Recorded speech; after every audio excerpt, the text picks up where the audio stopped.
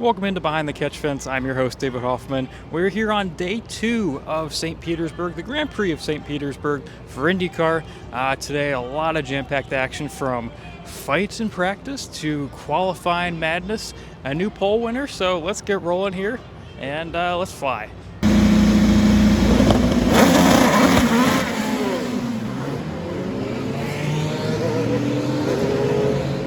Starting off with practice 2.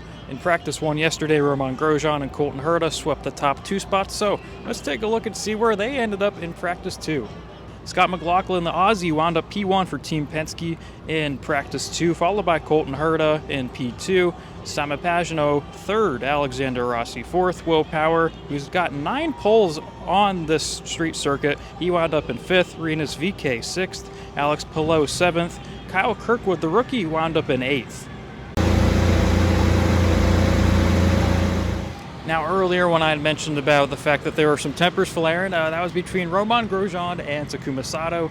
When they were competing out on track a little bit earlier in practice 2, it seemed like Sato checked up, or everyone was kind of all backed up, and then all of a sudden Grosjean just rammed into the back of Sato. Thankfully, everyone was all right. We just got done with the press conference. Grosjean was in on that as well as the P1 and P2 guys in qualifying, which we'll get to in a second, but Grosjean said they agreed to disagree. Grosjean and Sato did, so it'll be interesting to see if that kind of carries over, or if it's just one of those things where, it's a racing deal, stupid things happen, boneheaded moves are made, but, that'll be interesting to see as we look forward here to the race on Sunday. Now, before we get into qualifying and who wound up P1, it is a new pole winner, by the way, we'll take you back to yesterday when we had a couple other drivers that we didn't get to mention yesterday, which included 7-time NASCAR champion Jimmie Johnson. He talked about, even though he has a lot more, better experience on the street circuits, on these road courses and everything else, he said there's still a couple other things that he has to figure out. Take a look. I would say track evolution is probably the biggest thing that I've still got to figure out. I'm so used to racing on permanent facilities, and there's a certain level of grip when you start, and the change in grip from day 1 to the last lap of the race is a pretty tight bandwidth. On a street course, there's such a gap from lap 1 to the end of the race, and learning how to adjust the car, learning how to adjust my effort and commitment to each turn and braking zone, and not getting spooked early, knowing that the environment's going to improve as the weekend goes on, was something I heard in theory last year but didn't get to experience it. So now in year 2, I have a better sense of that and understand what I need to do inside the race car. Now, Johnson and I also talked about the fact that now, since he's running full-time, he's able to run on these ovals, including Texas, where he's won at a bazillion times, Indianapolis, where he's won a couple times. So take a look and see what he had to say about the ovals. Yeah, I feel like the test session I had in Texas last year just opened my mind to how similar an IndyCar is on an oval to a NASCAR vehicle, and how my experience might be able to help. So that test went very well. We went to Indy and ran, and I got some more seat time. We are going back to Texas to test again, and that one's really going to be with my teammates there on track, and I can get a better sense of my experience and knowledge, and if I can apply it, if I can help the company, just really how that will work. And then as we get into that first race, I still have a lot of questions to answer about the cars and traffic. I've never been in traffic going that fast. I've never been in traffic in an Indy car. We downshift and upshift. Pit road is totally different how you enter on the apron versus my years of coming from the racetrack itself. So very excited to get into a lot of these first and see how I stack up. We also had the chance to talk to Chip Ganassi Racing driver in that Husky Chocolate. Man, Husky Chocolate sounds really good about right now, especially in this heat. Ooh, make some hot chocolate.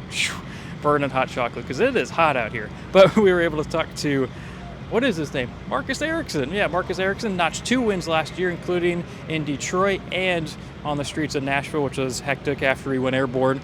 So take a look at some of his thoughts coming into this weekend. Yeah, I think, this year 26 cars on a street course like this, short lap, it's going to be a lot of cars out there, a lot of traffic, so it's going to be about managing that. It's going to be important in practice and qualifying, and then in the race, obviously, try to qualify high up to stay out of trouble, because I'm sure first race of the year, it's been a while for a lot of us, and since we raced in Long Beach, so it's probably going to be a few incidents out there in the race, so it's about staying clear of them and running up front.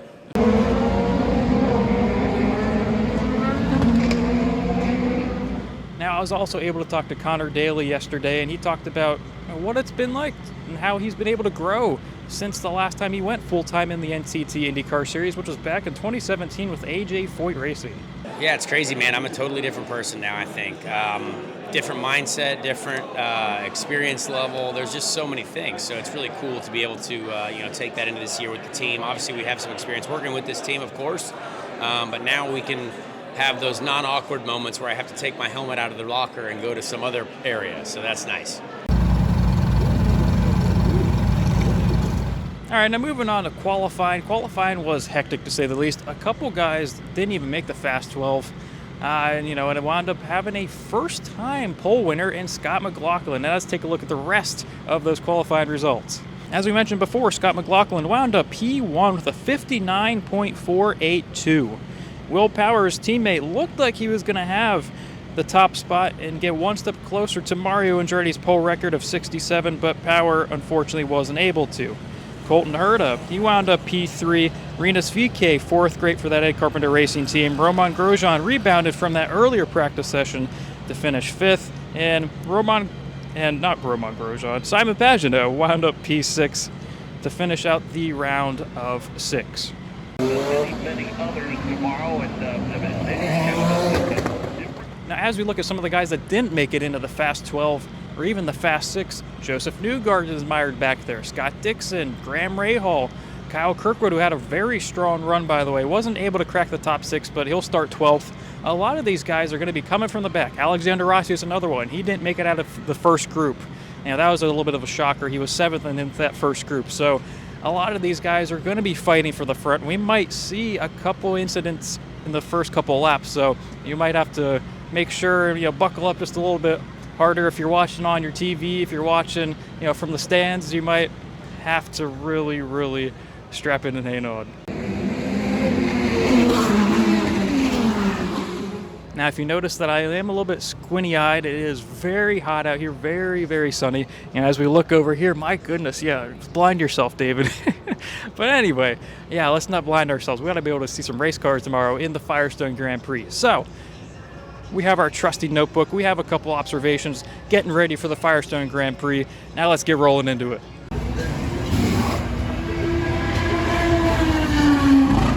Our observation number 1, Simon Pagenaud, he's going to be a huge threat coming into Sunday. I know when we talked to him in the bullpen, actually, before we say what his quote was, take a look and see what he said about coming into this weekend. For us, the goal is to start strong and just score points, then establish ourselves in the hierarchy and see where we are. But the goal is to finish the race and then slowly grow into what we believe we can do. But not too much expectation this weekend. Just we got to get started.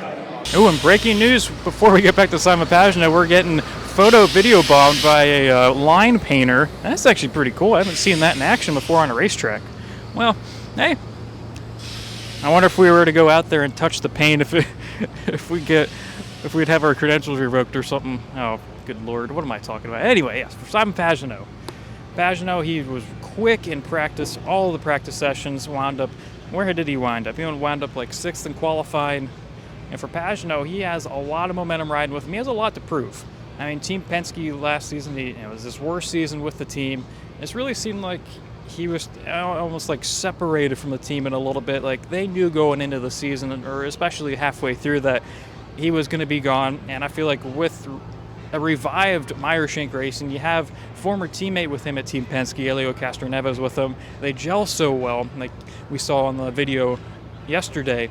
And I just feel like for Pagenaud, he may say that it's going to be, feeling it out type of race, but I think what he really means is that they're going to challenge for a victory. Number 1, welcome in the driver of the Dex Imaging, Team Penske Chevrolet, Scott McLaughlin. A couple quick questions. Now, observation number 2, Scott McLaughlin, pole winner, the Aussie himself. He's really going to make his presence known this season. And I feel like for McLaughlin, it's been a long time coming for him, coming from supercars all the way to open wheel racing on the North American side of things. That's a huge, huge obstacle to try and overcome. And I think McLaughlin, with revived energy, I think he's going to do really well this season. Now, observation number 3. You know, and I'm just going to say it. St. Petersburg is the most beautiful racetrack that I have ever been at. And, you know, I'll show a couple videos here in a second, but my goodness, like the palm trees, it is always sunny here.